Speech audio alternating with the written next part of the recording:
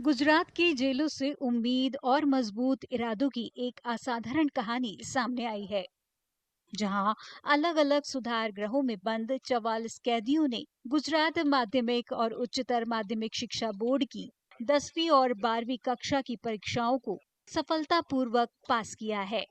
गुजरात राज्य के जेलों में हर साल हम लोग कैदी भाइयों के लिए ये 10वीं यानी 12वीं परीक्षा हम लोग करते हैं।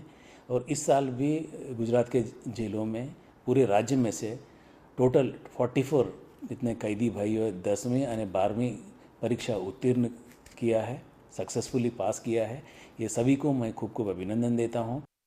जेल अधिकारियों ने कैदियों को पढ़ाने लिखाने और किताबें उपलब्ध कराने के साथ साथ कक्षाओं और परीक्षाओं के लिए हर तरह की मदद दी। कैदियों के लिए जेल परिसर के अंदर ही परीक्षा केंद्र भी बनाए गए।